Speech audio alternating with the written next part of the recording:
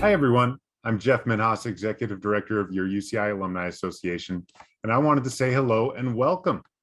We're so excited to have you join us for our panel discussion on the Far East Deep South documentary. This will no doubt be an interesting delve into the unique AAPI experience of the Chinese legacy in the Deep South.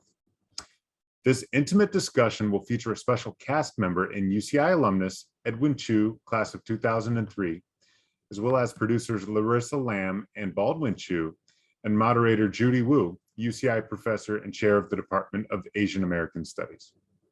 A big thank you to all for their time and willingness to share their expertise with our UCI alumni community. Now, we hope you enjoy the program and see you at another event soon. But without further ado, I'd like to invite Professor Wu to the stage. Thank you so much, Jeff. Welcome, everybody. I have to confess, I'm no longer chair of Asian American Studies, but I do direct the UCI Humanities Center.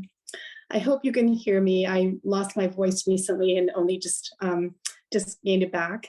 But I'm so thrilled to be with you tonight.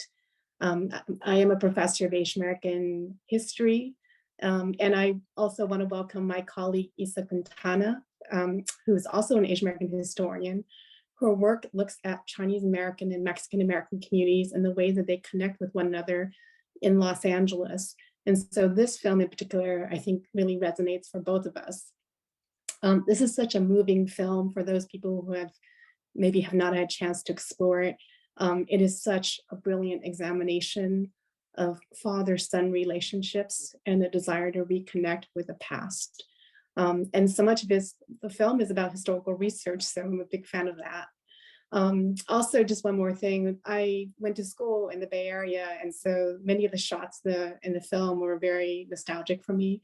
And I grew up in Spokane, Washington, which is the eastern side of Washington. I think that's also another location where a lot of people don't think of Chinese Americans living there. So I'm really thrilled to be able to speak to the filmmakers today about their film.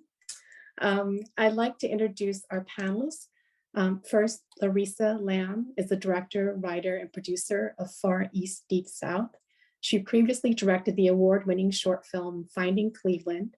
I used to live in Ohio too. Maybe it's like parallel lives. And was selected for the Smithsonian's History Film Forum Emerging Filmmaker Lab. Prior to making films, Larissa carved out a distinguished career in music. If you've not had a chance to see it, she and Baldwin did this wonderful short video on Asian Americans making history, and you can hear Larissa sing to that video as she sings to the tune of Hamilton. She's a UCLA graduate and native of Diamond Bar. Larissa is passionate about empowering and inspiring others through the arts. She also co-hosts the podcast Love, Discovery, and Dim Sum, which sounds perfect, with her husband, Baldwin Shu.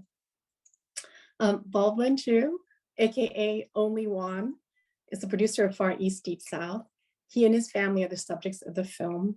His family has been profiled by NBC News, NPR, and PBS.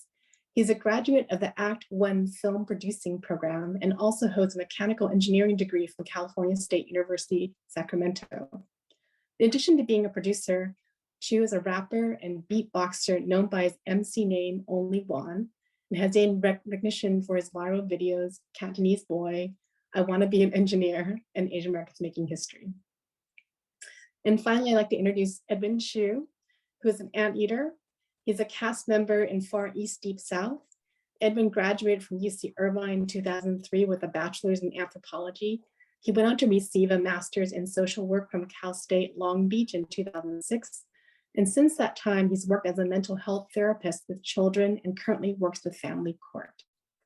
So welcome back, Edwin. We're really thrilled to have you with us. I'd like to just begin with some introductory questions to our panelists. Edwin, can you kick us off by telling us about one of your favorite memories of being a UCI alum, being an anteater? Well, I enjoyed my time at UCI. And I did go to a lot of basketball games, but back in the day with Jerry Green and Malachi Edmonds. But probably one of my most memorable experiences was I hosted a radio show on KUCI. I started off doing the 3 to 6 a.m. slot, slowly worked my way up into the midnight to 3 a.m., which is a little bit more reasonable for a college student. I did that show actually as a follow-up to my brother who had a radio show at Sac State as well.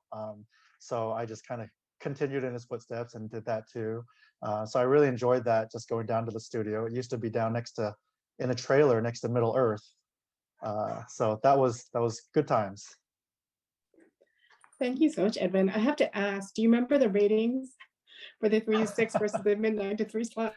They never gave us any ratings, but let's just say that the 3 to 6 a.m. slot was quite brutal. Thank you so much for sharing that. Baldwin, you're obviously very creative. The range of your interests, mechanical engineering to beatboxing. Could you tell us a little bit more about your very impressive career?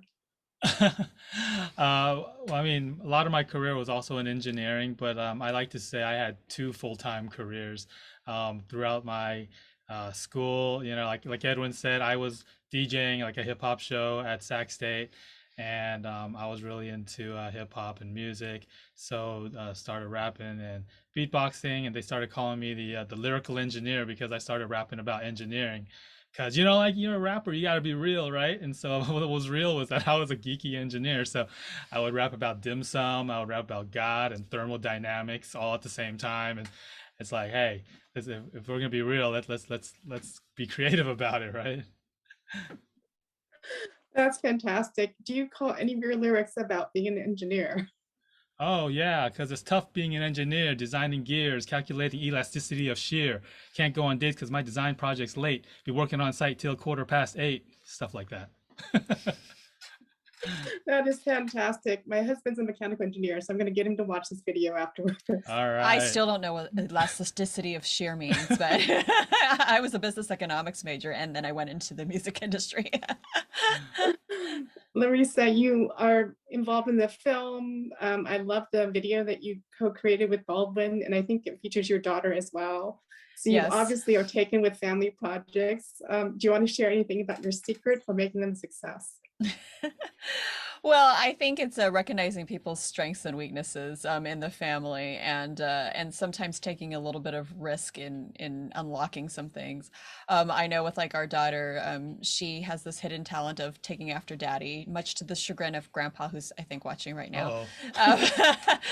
She likes to rap too, and she likes to sing like mommy, and certainly She can beatbox too. she can beatbox. And certainly when I took a trip with this Chu family to Mississippi 7 years ago, I had no idea that I'd end up making a documentary about the family and about the history of the Mississippi Chinese, among other things, and even diving into the Chinese Exclusion Act and the impact it had on families like Baldwin's. I really kind of fell into, I think, this journey of uncracking uncracking the family secrets, right? But it really is, talking to people on the level that they're comfortable with. And for some reason, Baldwin's dad tended to open up more with me than with him, or even with Edwin.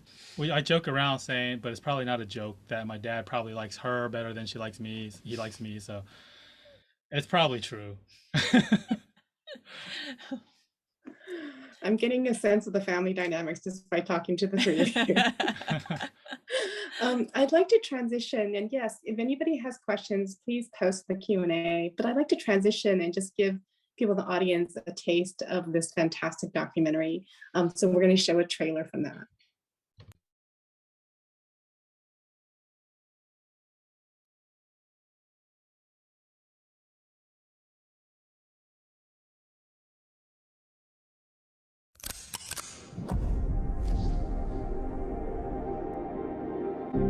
Growing up, it was always kind of a mystery about my dad and his side of the family. Whenever my brother and I would ask him about my grandfather, he would just say, "Oh, it's a sad story, it's not a big deal."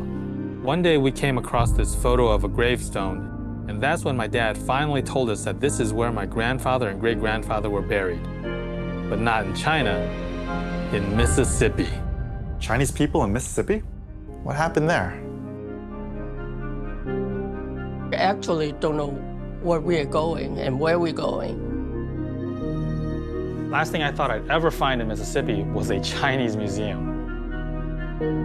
I guess there was more than just my grandfather and my great-grandfather. When the Chinese first came to the Delta, they were treated like we were. Everything was very segregated. I mean, it was black, white.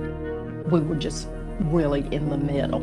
I had to attend a segregated one-room schoolhouse. Growing up, I read about segregation, and I thought that it only affected the black community. I just didn't really think that it happened to the Chinese too. What? Great-grandpa! Oh my God.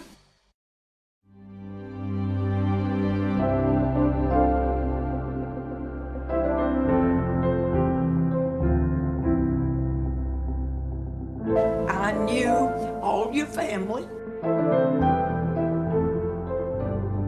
It is so important for people to know what happened with the Chinese Exclusion Act and how it affected Chinese Americans throughout the nation, including the South.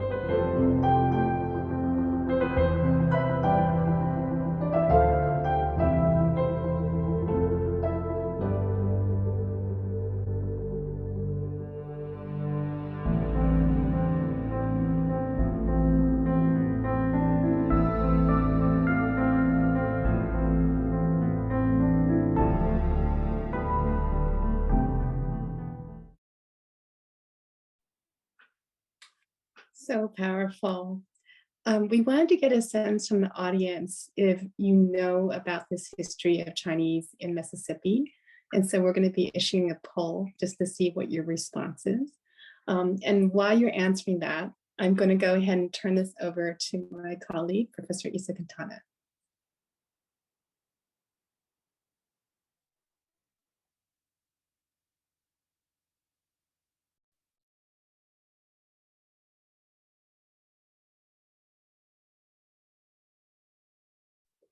Isa, I think you're on mute.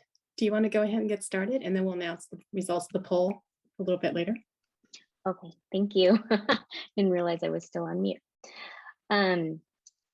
So really just wondering if you could tell us about what inspired you to make the film. Did you plan to make the film because you had all of that really wonderful footage from your travel to Mississippi, and how did that all sort of come together? Yeah, we had no idea actually the first trip, which was actually to Cleveland, Mississippi, not Cleveland, Ohio, in our short film. Hence Finding Cleveland. Finding Cleveland. Our first film was about our very first trip, and we were just there to go find a gravesite. And Edwin, your actually plan. Edwin's idea. Yeah, Edwin, what was your plan?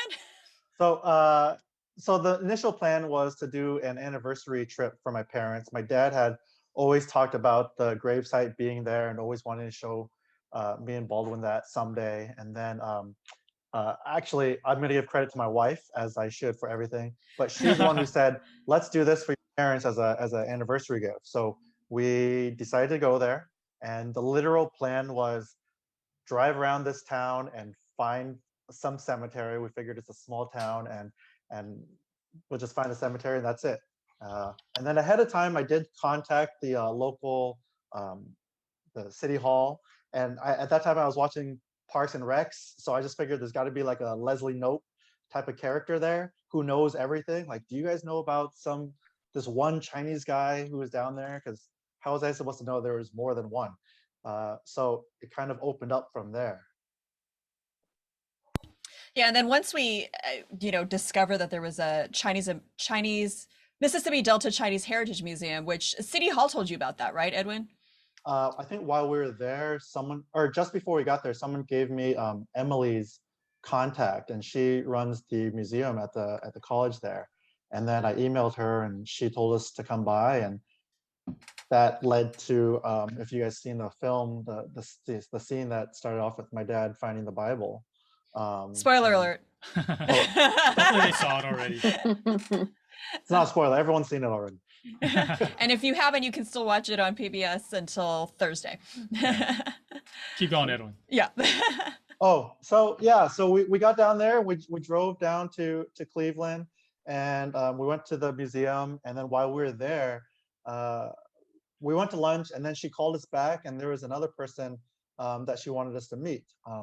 His name is, I'm skipping my head right now. John Bassey, yeah. That's Which it. is, yeah, and that's exactly kind of how things unfold in the film is what you see. But that was us on our cell phones, and we happened to have our camera because it was a family vacation. And then once we went to the museum and discovered this rich history, not just the family discoveries, but the fact that all of us, you know, Edwin, myself, and Baldwin didn't learn about it in school, as I think, you know, you might be sharing the poll results too. Most people, as we're starting to look at the why don't I go ahead and actually I'll hit this. Let's see this. Let's see the poll results. Just like most of you out there, I didn't learn about it in school, and I really felt like this was an important story to tell for everyone else. Oh, it's 0%? Yeah, nobody learned it in school. Wow. Only 26% learned it as an adult, and that's awesome. 59% learned it from watching our film. And yeah, we have some of our Mississippians right on this panel here. So hello to our Mississippian friends. I wish we could hear them, because it's still the accents. You want to hear the accents. That's what you're saying. With my head to hear a Chinese person with a Southern accent. Yeah, that's, I mean, yeah. So what were some of the challenges that you faced when you were there collecting some of the materials? I mean, I know the film talks about some of that, but was there anything that didn't make it into the film, or just as you were sort of deciding how to actually turn it into a documentary? That's a great question. And I think really that was the biggest challenge, was trying to decide what would go into our film. In some ways, we could have easily made this a 10-part series because I think each individual person that we interviewed had a tremendous story, and their family had a slightly different, you know, experience. I mean, even though they were all Chinese in the Mississippi, there was still, you know, variations. You know, we had one person, you know, Stan Liu, he had a horrible experience in terms of growing up, had some tragedy in his family, and, you know, escaped as fast as he could. And then there are others who, you know, had stayed in the Mississippi Delta for many generations, and you know, just so many different stories that we wish we could include it. And there was all this history too. We wish we could include it. There was in fact, one of the historians is a UCI professor. Yes, Professor Emeritus is Professor John Liu from the Asian American Studies Department. We had interviewed him, and we had him commenting about Wong Kim Ark, who had a Supreme Court case that upheld the birthright citizenship. We had him commenting on Lum versus Rice, which was another Supreme Court case involving the Mississippi Delta Chinese children trying to get into white public schools. And he had to be cut in the end because— But he's on the DVD. He is on the DVD, educational DVD, and the bonus feature, but we are sad that we had to cut some of the scenes like that, just elaborating on a lot of the nitty-gritty details. I mean, that really was a challenge. We had so much history, you know, like you know, you hear in the film where, you know, none of us learned about it in school, right? So then all of a sudden we learned so much all at once. We're like, where do we even put it? How do we even share everything? And so I think that was one of the challenges for Larissa. Yeah, we didn't want to overwhelm the audience with so much history. And there is so much, right? That that's one of the great things about teaching in Asian American Studies. I get to see every quarter students learning these things for the first time and having the kind of excitement that you all showed in the film of and just sort of like amazement, right, to learn some of these things. So why do you think that the film is so relevant today? Yeah, I think you know, in today's time, I mean, we're unfortunately, we're seeing this rise of anti-Asian sentiment going on, and you know, we kind of, sometimes people might be like, oh, this is just because of COVID, or it's just about our current relations with China. But I think, you know, as historians, you know, you probably know that this stuff has been going on for a long time.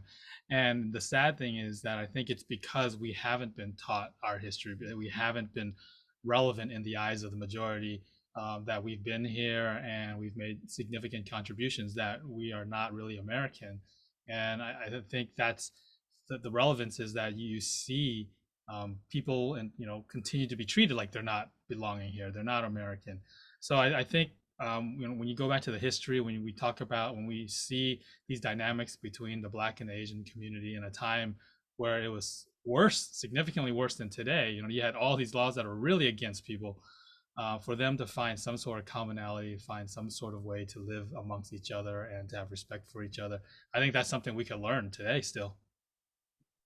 I think it's relevant because I've met a lot of people that have watched the film and sharing it with friends, and they came back and talked to me about it, and they're similar to me too. They're ABCs, American-born Chinese, and they also hadn't heard this stuff either, and they kind of experienced similar backgrounds growing up, being Chinese, and people not understanding us, understanding what food we brought to school or our culture, and stereotypes, and just all that being there. And it was really amazing going through this, because I took AP US history in 10th grade, and I learned zero of the stuff that I learned when we went to Mississippi, and all the stuff that Baldwin and Larissa dug up afterwards. And it was very eye-opening, but I kind of want to say more shocking to my system, that I had never heard that. And I had grown up feeling very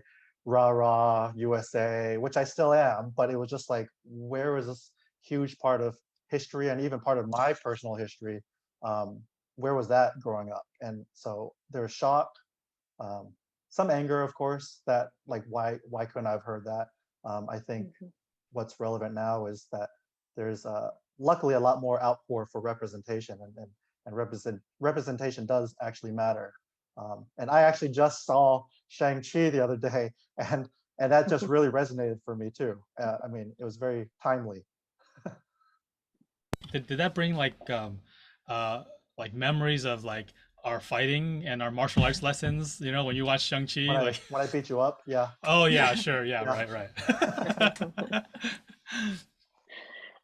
Actually, a follow-up question to that, because you mentioned that in the film, or one of you, I can't remember, mentioned in the film that just that feeling of learning about Chinese American history, learning that there are these shared aspects of history with African American history, which we learned a lot more about in sort of mainstream high school history courses, right? But I'm wondering if you could just talk a little bit about, like, what does that shift for you? What does learning that do for you to change sort of your understanding of either not just Asian American history or Chinese American history, but sort of your sense of yourselves?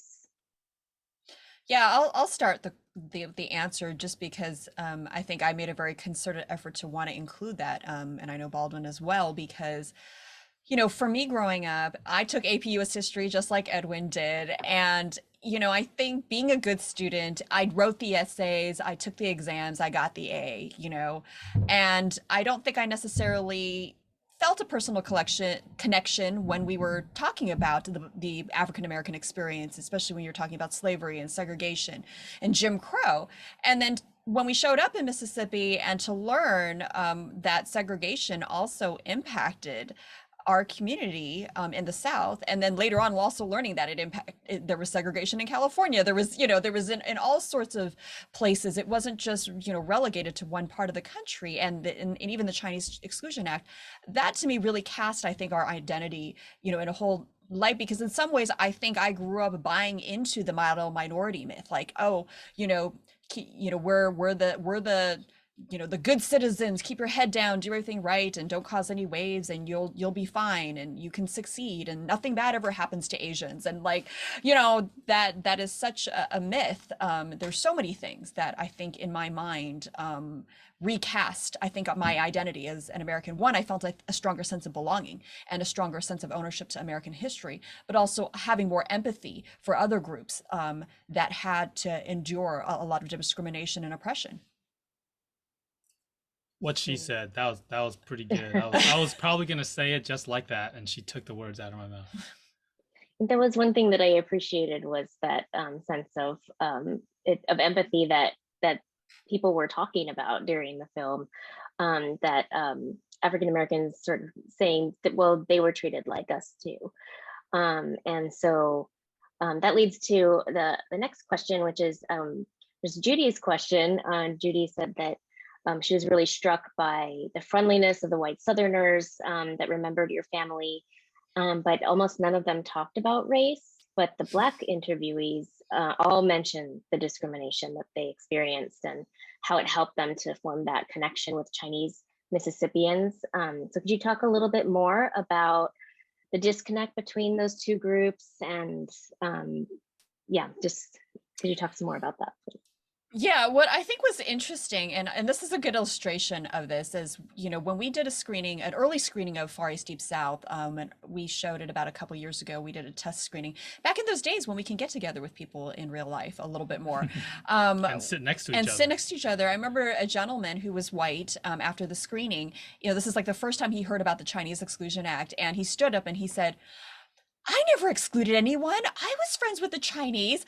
I never excluded anyone. And we had to kind of explain to him, we know you didn't make the law that excluded Chinese. It was something that Congress did, but it doesn't mean it didn't exist. And so I think a lot of times when you are in that place of privilege, and in his case, being in the majority and being white, it was hard for him to understand. And I think, you know, he was also younger. And of course, in that, for his generation, it was the older, you know, it's his parents' generation, his grandparents' generations that are the ones who enacted the Chinese Exclusion Act. You know, he had a hard time, I think, understanding that type of discrimination towards the people. I think, you know, clearly there is more obvious recognition of the Black and white tensions, but certainly when it comes to race and understanding where the Chinese community and even, you know, how some of that the repercussions of that racism still, you know, exists today, I think in some ways, you know, is difficult when people haven't experienced themselves. And so, you know, the white community had very positive things to say. And I don't think they were necessarily aware of a lot of the discrimination that happened but, you know, from to our community, especially. And of course, I was surprised to find out with the Black community that they had such a favorable and respectful relationship with the Chinese community. Now, yeah, we'll have to explain that a little bit more, because like, why would it seem odd that Chinese and Black would have a favorable perception of each other? Why would you think that it'd be weird?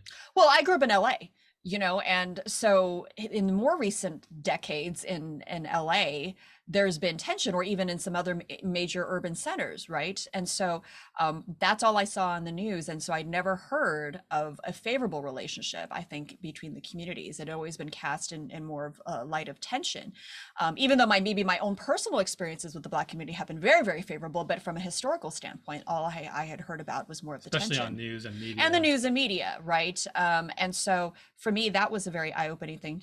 I know we're going to say that word a lot, right? That Edwin said, eye-opening. Yeah, thank you for that. So just this, it's clearly had such an impact on you and your family, and also on me when I was watching it earlier. But I'm wondering if you could talk more about the impact the film has had so far. Yeah, I think, I mean, one of the impacts, I mean, Edwin kind of touched on it earlier, is that we get a lot of emails and comments about like, wow, I've never heard of this before. Oh, I relate to this so much. You know, and I think what that means to me is that this story is not just about my family. This story is goes deeper than that. This story represents the stories of the entire Asian American community that has so many stories that have not been told. And when there's so many affirmations about, oh, I can relate to this. Oh, did you know so-and-so was also from Mississippi? Did you know that my great-great-grandfather also worked on the railroad? You know, like when you start hearing all these, then you're like, well, then why didn't I know about it when I was growing up? Why didn't you know about it when you were growing up? Why doesn't everybody know about it when we were all growing up? And so I think one of the impacts is just we're finally having a little bit more voice to let people know that our stories do matter, and that our history does exist, and that history is significant. And when people, and hopefully what that does is, you know, when people see that, is like, you know, they look at look at us differently. They look at us not with those closed or near or stereotypical or eyes. Yeah. I mean, there was so much that I also connected with from my family also went back and forth, the men from China to the United States, and also spent some time. My great grandfather spent some time in Texas, so I really identified with your story. Yeah, and to kind of add on to like the impact, I think, talking about schools, I mean, that was a big reason of why I wanted to make the film, is because we didn't learn this in school. So that I didn't just want to make a nice family movie and just keep it to ourselves. I wanted to make sure it was something that universities and middle schools and high schools and other people could have access to and would be able to learn and hopefully incorporate it into the greater American history narrative. Because we were joking about this, how Edwin and I, and Baldwin, did you take Asian American Studies classes? Nope. No. So like none of us had taken Asian American Studies classes. And it would have been so great if we had more incentive, if we had learned more about this at an earlier age, that so by the time we got to university, we'd be like, oh, I want to learn more about that, and at least have some type of introduction. But all we get right now in our textbooks is railroad, maybe one line of Chinese Exclusion Act, and then Asians disappear from history books until Japanese incarceration during World War II. And so, for us, the impact has been seeing schools starting to incorporate this story of Asians in the South into their curriculum, and being able to see how we're really kind of changing the way history is being taught. Yeah.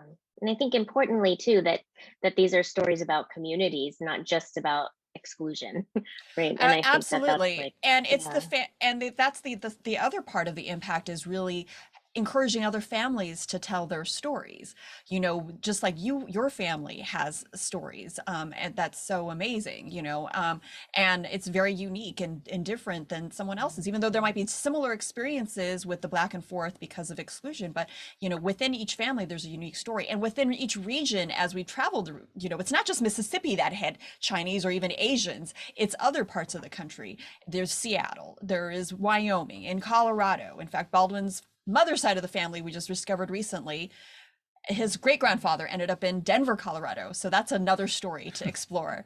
So we encourage people to go tell their stories and document their stories. You don't have to make a fancy documentary, but definitely tell your stories. Thank you. So we have another question that Judy had posed earlier. This is such a powerful story about father and son relationships, which is relatively rare in Asian American storytelling. And a lot of the works tend to focus on mothers and daughter dynamics. So how do you think that your centering of fathers and sons and grandfathers shifts our understanding of what it means to be Chinese American man? And how did this journey of discovery shape your familial relationships with your father or with your children? I really like that you're always carrying a little girl with you, right? So it's sort of this like everybody's involved here, but through that process of research. And then did the journey lift, Edwin, your approach as a social worker who works closely with children and issues of mental health, or vice versa? I guess on that last portion about as a social worker, I feel like the field of social work kind of found me. It was just kind of who I was as a person, always wanting to kind of stand up for people who need the help and need someone to stand on their side. But in what I've seen since we've gone on our journeys, it started 7 years ago. I think it just kind of opened my eyes up more to the stories that my clients have, knowing that they present with one thing that's kind of outwardly shown, but there's so much more behind that, kind of like the whole iceberg metaphor. And I'm just really being able to unpack that more with other people, knowing that that happened for myself as well. And I'm often seeing, as social workers often see, we're often seeing people that are kind of pushed aside and unwanted in our field. So I see that a lot. In terms of the father-son aspect, I think I think it's definitely, at least for me, I won't speak for Baldwin. Maybe he wants to, he can answer afterwards. But I think for me, it just kind of opened my eyes more to what my dad had gone through. He was much more quiet, but I think the part that stands out to me is the first time we went, and it's in the film, when he gets the letter that my grandfather alludes to my dad, mentions him, and it just it made my dad just kind of understand what had happened. And I think that's kind of when I kind of realized a little bit more about what he had been harboring. So it just kind of opened my eyes a little bit more to him as an immigrant and him coming over, but him just having other past that, you know, it's hard to just talk about sometimes. And you know, now that I have kids of my own, it opens my eyes up more to making sure that things are passed along too. Yeah, I'll add to that because the funny thing that me and Edwin have in common is that we only have girls. So here we are, you know, we grew up with a father who was fatherless, that had no idea how to be a father to two sons, and we tried to learn from what he didn't know, and now we're trying to raise girls. And the dynamic is so different. Like the way I see Edwin with his two girls, the way I see me with my daughter, I feel like it's so different than the way me and Edwin grew up with my dad.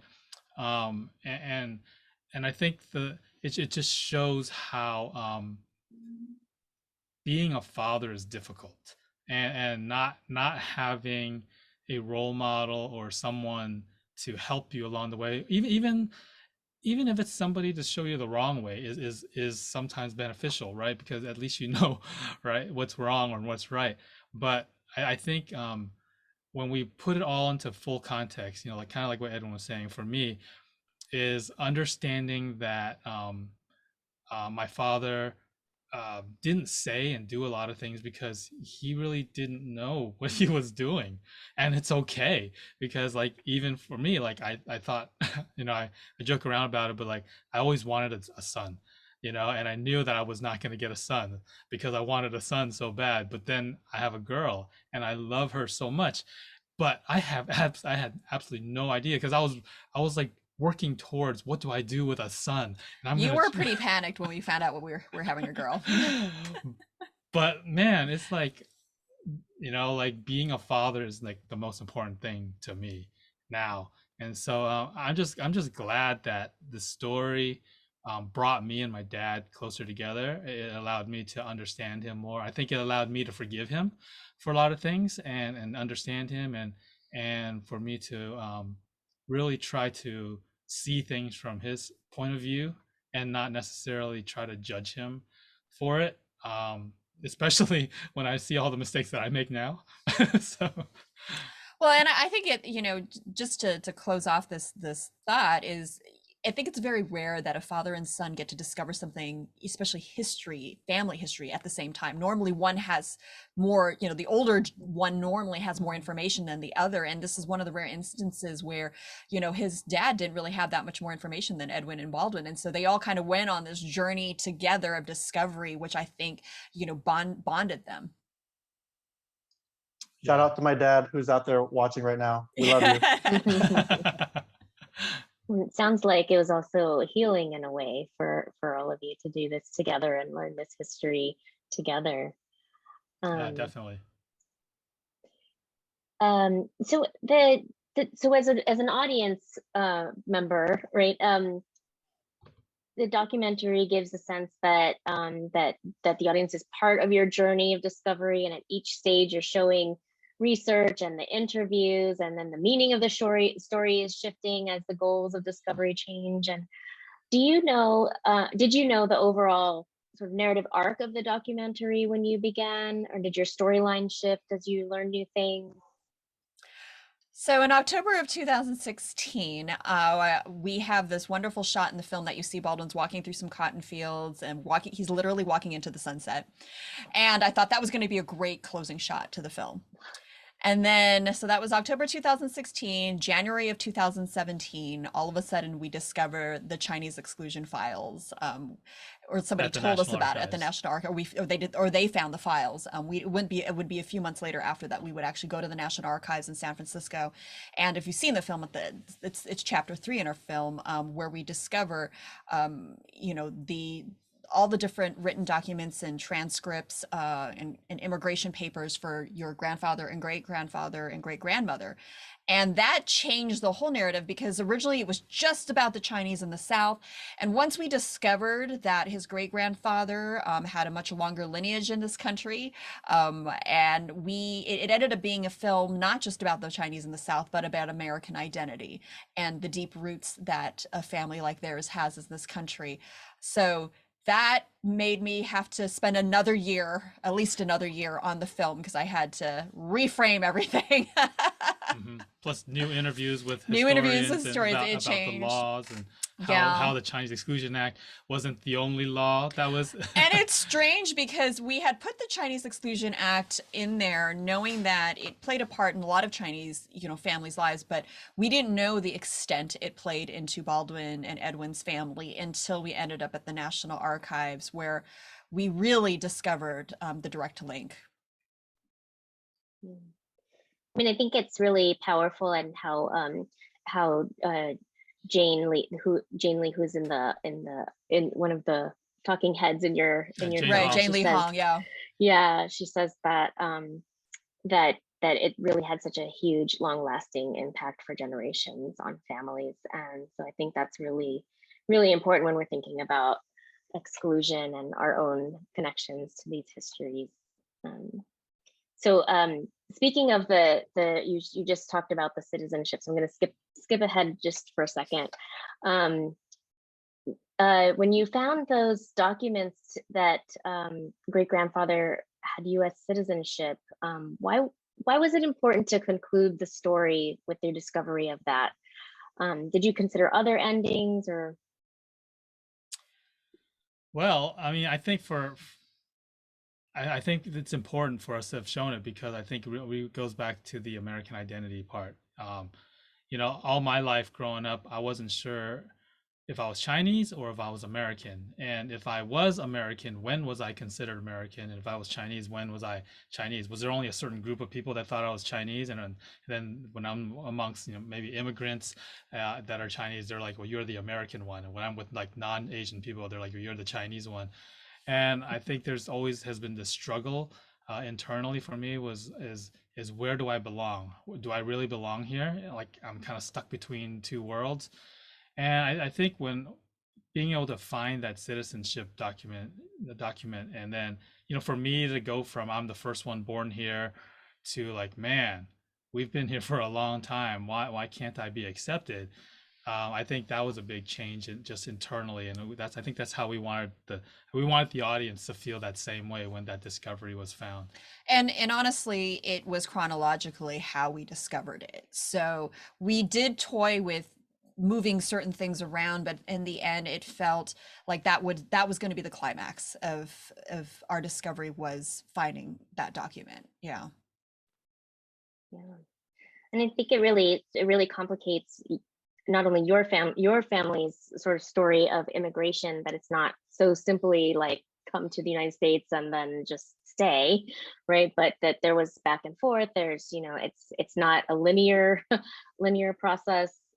So yes, I really appreciated that. And our story isn't unique, just as you shared. It happened with your family. It happened with so many more families. And that's the other thing we hope that the film brings to light, is that this is just one example of it. And they were just completely in the dark.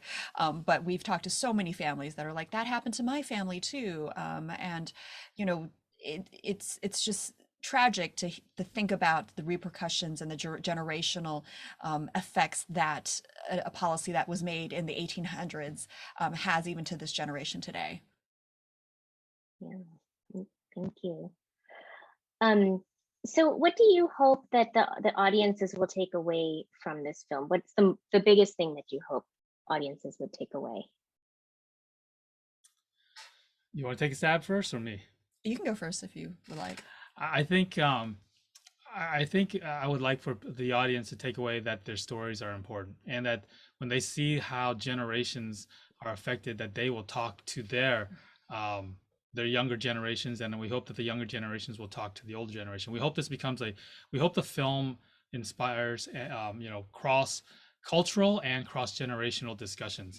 When we were talking to someone at the National Genealogy Society, they asked me a question. They said, how many people out there know your great grandfather's name? And I think most people would be like, nah, I don't know what my great grandfather's name is. Like most people in America would say that.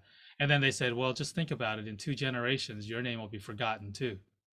I was like, oh, that's kind of like puts me in a spot where it's like, do I really want to be forgotten? Is our legacy only 1 or 2 generations and that's it? And I hope that what people take from this, is that like the long term is that they're gonna tell their stories, and they're gonna want their generations and the future generations to know their stories so they can understand their place. And ultimately, all our family histories make up American history. It's not just about a bunch of wars and dead presidents. It's family stories that make up American history, and that's why it's important to preserve it and to tell those stories. I just want to add that I really liked that Baldwin and Larissa turned it into much more of a historical film, because I know that, like I said earlier, I didn't hear about this stuff in school, and I'm really hopeful that it gets told more, but more so, like what Baldwin just said, is that it opens up conversations for other people, because I mean, hindsight is 2020, but I feel like if I had heard more growing up in high school in classes, it may have lent to me asking more questions to my parents, which maybe would have forced their hand a little bit to talk a little bit more, but and or dig too, and look for things too, So I think being able to feel like there's questions to be asked, as opposed to me growing up, I didn't feel like there was really much to ask. So I think that that's going to be a helpful turnaround from this film. Yeah. And I think, even for me, like I have a PhD in history, but it's been, hard. It's hard sometimes for parents and our elders to talk about their stories. And so I really do think that your film can help with, sort of like, yeah, like you said, opening the door, giving people a chance to say, okay, like I had, this is my part of the story that's similar or different or whatever it is. So Mom, if you're watching now, we're gonna have a conversation. So I did give her the link. Good. So what do you think are your sort of long-term goals for the film, and what do you hope to, are you gonna build on it, or do you have sort of other plans for your film work? Yeah, well, I mean, our biggest goal right now is to get the film into the education system, and we've already started working with a lot of universities. If you're in academia, I know UC Irvine has it on Canopy as well, and into university libraries. But on the K through 12 level, we've introduced something called the First Class Initiative, where we know a lot of schools are underfunded right now, especially in light of the pandemic. And our goal is to be able to provide this film as a resource to schools, regardless if they have the budget or not to license the film from our education distributor. And so if you know of teachers, they can apply to our First Class Initiative to screen our film in their classroom for the first time. We also have developed a discussion guide that they can use, but we really want schools all over the country, not just in Mississippi or California, or where there's places that have Asian American studies or ethnic studies, but every classroom that studies American history, period. We want to be able to have the conversation brought in, so that we broaden the way we teach American history and discuss American history to be more inclusive of the Asian American experience. And so we can drop the link later as well. But if you know of teachers, please let them know to apply for the First Class Initiative. And of course, if you'd like to support our ongoing efforts for this fund to supply copies of our film to schools. You could also make a tax-deductible donation to our First Class Initiative Fund. If you want to license our film for educational purposes, or if you're doing DEI corporate trainings and events, you can also reach out to us. We love talking about this and bringing people together and having conversations like this. You can go to our website, and I think we have a slide up to follow us on social media as well, at fareastdeepsouth.com, to get updates about our film. We're also doing a lot of educational panels on how to help the community be advocates to bring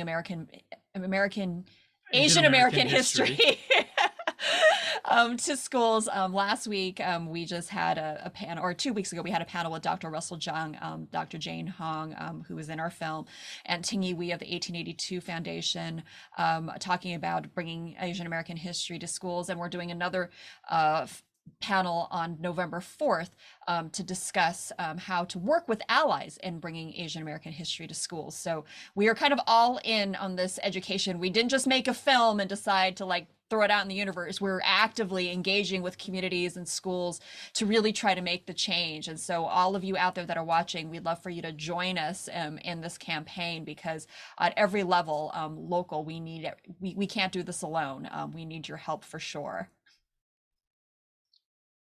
Great. Oh yeah, and we have a podcast too. We forgot it. Love Discovery and Dim Sum podcast. If you want to hear us talk more about issues about race, culture, and history. Mostly her talk. I'm just like, listen. No, I'm just kidding. I chime in too. That's so great. We're so glad to have you here and being able to talk with us about this work, about your story. Maybe we have some time now to take some audience questions. Anyone from the audience who'd like to ask a question, please put it there in the Q&A.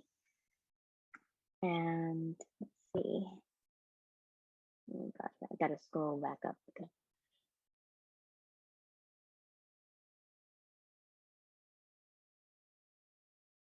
Oh, so one question early on was, what was the percentage of Chinese to the total population of Mississippi? Do you know? I don't know about the actual percentage.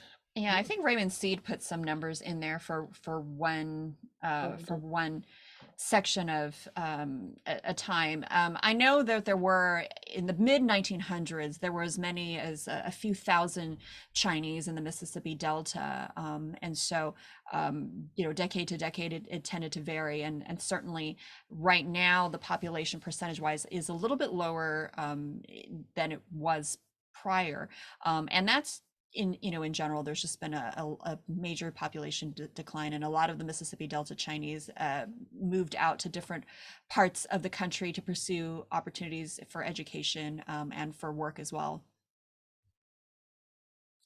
Oh, there's a question from Mark. I can't read it though, it's too small. I can read it for you. Okay. So this is a question from Mark Chulin. For Baldwin, Larissa, and Edwin, what lessons do you want your own children to take from this family documentation effort, particularly as they get older and they will hopefully develop a better understanding of your family story? Should we point out to who Mark Chulin is, because he's a descendant of Mississippians as well? Yeah, Mark Chulin. I call him my cousin. We probably are kind of related somehow. So you don't know back in the But I village. consider him like my cousin in our family. He is the son of Sam Chulin. Hopefully he doesn't mind us calling him out. One of the pioneers of Asian American broadcasters from Greenville, Mississippi. Yeah, and thanks for Mark for joining us on this. I love you. I wish we could hang out again. Definitely. I mean, Mark's seen our daughter. Our daughter loves Uncle Mark, and and I think the thing about our kids is that we want them to know their family history. We want them to know that what they might not see, or maybe I should say what they may only see on media or hear about on media, isn't the only thing that represents us. And for our daughter to have made the trip out to Mississippi and join us in that journey, and for her to kind of be like an expert like we are too, like to know just as much as we know, I think that's a big that's something that's very important for us, for her. She's actually at a point right now where she thinks history is super important. So she loves history. She loves biographies, and she is now the keeper and teller. She tells her friends about all the different historical figures that you know, she learns about. And I think ultimately, you know, we don't want her to go through the same thing that we went through with the identity crisis of are we American, are we Asian? I think for her, we've really taught her, and through our family story, is that yes, you are American, but you are also fully, you know, Chinese with your heritage. And sometimes we feel like we have to choose sides, and you know, and yet there's other, you know, groups that have made it past that point where, you know, you look at Italian Americans or Irish Americans, it's like, I have friends that are super proud to be Italian American, and they are now fully embraced as fully American, and yet also they can embrace their Italian roots. And I think with our daughter, you know, we want her to feel that same sense of ownership with both identities, with being American and also having a Chinese lineage. Edwin, what are your thoughts for Maddie, or for your daughters?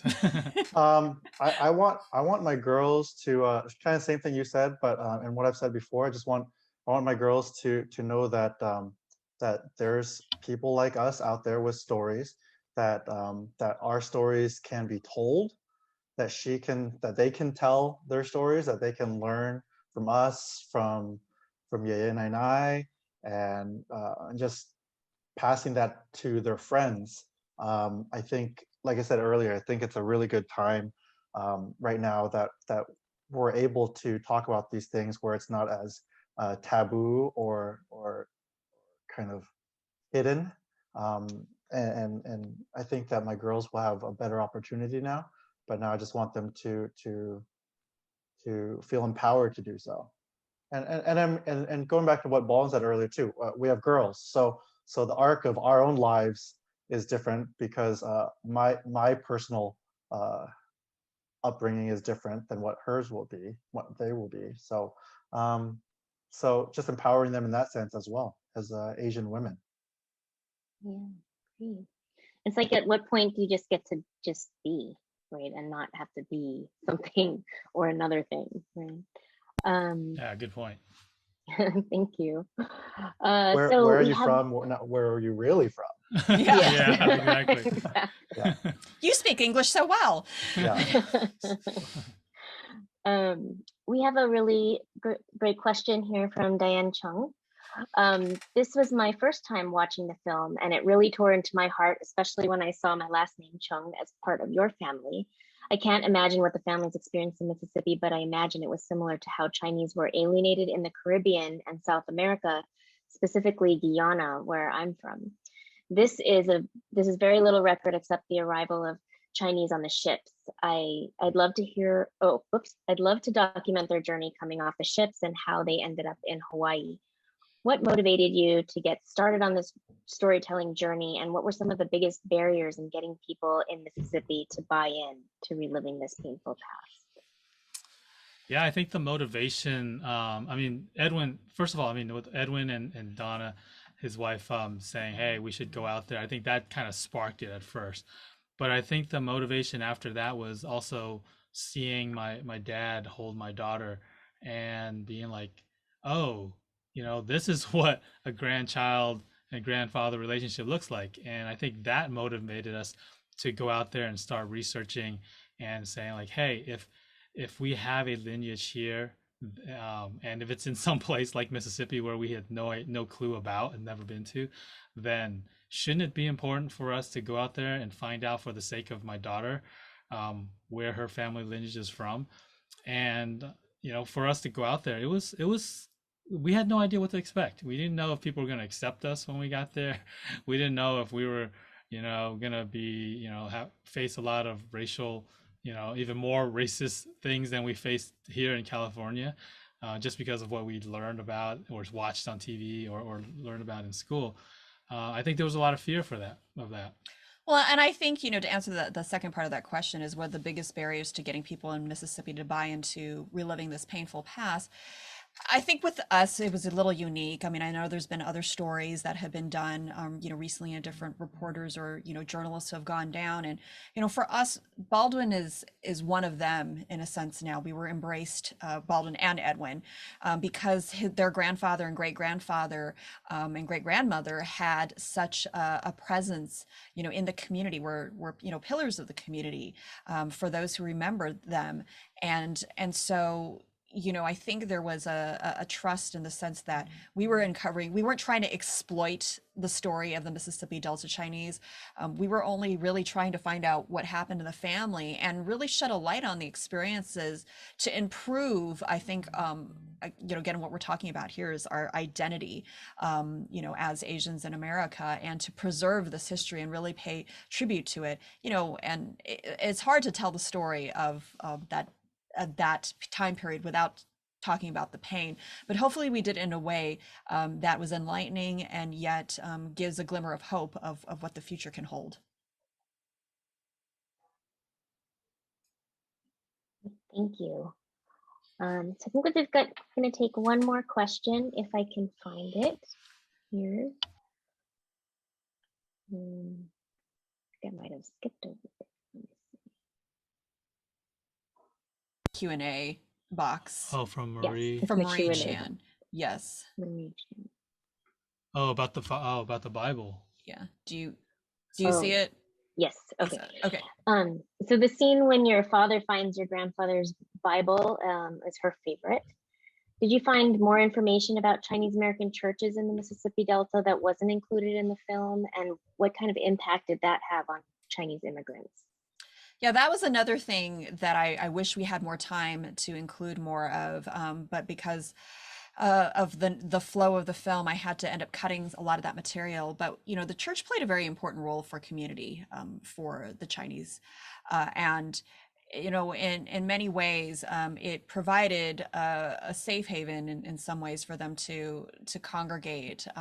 That Sunday mornings or Sunday afternoons, those who were from the Delta, I know they had specifically set up times, I think in the afternoon, and those who were from Mississippi can correct me in the chat, because a lot of the stores were still open in the morning. They set up times where they could actually meet, and there were a lot in the church community that were actually trying to fight, leaders in the church community that were trying to fight for desegregation. And those are kind of the untold stories that people don't know about. And certainly there's, other stories of charity besides helping to create the mission church. Yeah, I think even just hearing stories of how people's hearts change towards race, like hearing people that used to be racist. Yeah, we had actually interviewed one of the previous pastors of one of the Chinese churches who's white, and we had to cut his interview because of, again, time and the flow and the direction we decided with the story. But yeah, he said he grew up in the South, white, with racist parents, and having that ideology planted in his head as a young boy. And it wasn't until he had an encounter with Jesus and really kind of learned to see that God really created all of us equal, and as humans, he saw the humanity in everyone regardless of race, that he had a change of heart. And so it was a beautiful story. It's weird because he said he didn't like black people when he was growing up, but he hated the Chinese even more. But then he became the pastor of a Chinese church, mission church, reaching out to them, setting them up with English lessons, making sure they had a place to hang out and do things within the community. And it just shows how people can change. I think those are stories of redemption. Those are stories of forgiveness. Those are stories of realizing that our humanity can be flawed, but it doesn't have to stay flawed. And so I wish we could have dived into that a little bit more. But yeah, those are some of the stories that came out. Yeah, and there's all sorts of layers with that story that we weren't able to kind of explore, but that might be another movie for another day. I was just going to say your next project.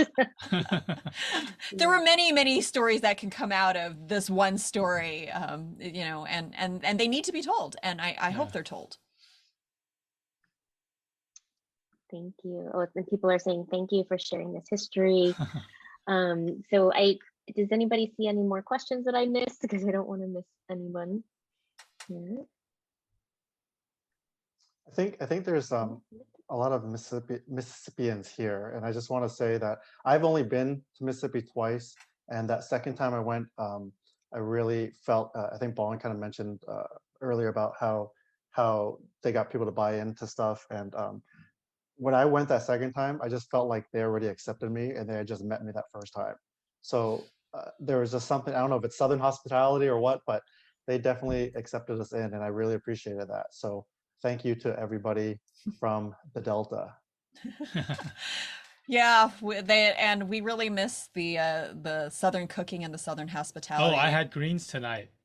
Yeah, I mean, one of my favorite stories is Mayor LaVon Jackson, who was the mayor of Pace. I mean, we didn't even meet him prior to like us showing up to his house, and he's like, "Come on over for ribs. I made them for you." And he cooked some amazing ribs, a whole spread. It was a feast. Too bad Edwin wasn't with us. Yeah, you weren't there that one time. You guys wouldn't have eaten. I would have had it all. I know. Oh, there was a lot. You couldn't have eaten it all. It was a lot. He did it up. But we were welcomed. And we look forward to the next trip, and we will definitely feel like it's like our second home almost, Mississippi Delta now. That's so wonderful. So thank you so much for sharing with us. We can give a warm anteater thank you to our panelists here, and we're just so excited to have you with us today. So thanks to everybody for joining us.